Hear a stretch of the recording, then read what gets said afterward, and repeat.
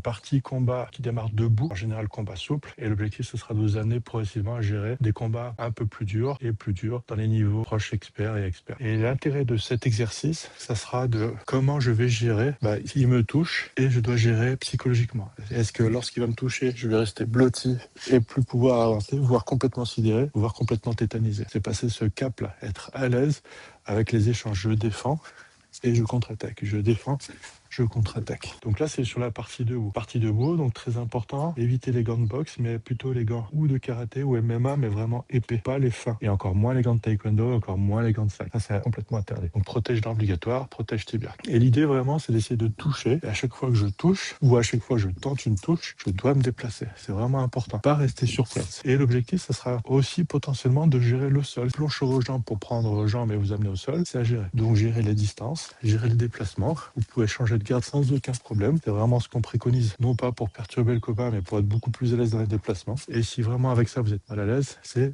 vraiment déplacement en pas chassé, en garde semi-passive. Ça marche et c'est super efficace. Et c'est ce qu'on appliquera pour les zombies. Ensuite, il y a la partie au sol. Donc la partie au sol, c'est très important d'avoir en tête que naturellement, on est psychologiquement bloqué lorsqu'on est au sol, on ne sait pas quoi faire, sauf si depuis tout petit, on pratique du judo, la lutte, là on est vraiment à l'aise. Donc à l'aise avec l'espace, là à l'aise avec ses mouvements, à l'aise avec la stratégie. Donc lorsqu'on est au sol, pour rappel, on est dans le couloir. On est enfermé dans le couloir. Littéralement, on est dans un puits, si j'utilise une métaphore du couloir. C'est pas le couloir sur ce plan-là, mais sur ce plan-là. Donc on doit absolument sortir dès que possible. Et pourquoi le pratiquer? C'est pas pour s'enfermer dans le combat au sol, mais tout simplement pour être à l'aise. Donc à chaque grade, il y a une partie combat au sol. Et l'objectif, ce sera de s'amuser avec le partenaire, à gérer, il me bloque, j'essaie de mobiliser, etc. Et donc comme pour la partie debout, l'objectif, ce sera toujours d'être mobile. Bon, voilà. À l'instant où je suis immobile, je suis vulnérable. Et toujours avoir en tête que si je tends mes jambes, si je tends mes bras au sol, je suis je suis extrêmement vulnérable. Je suis une cible. C'est comme un combat debout, je suis comme ça.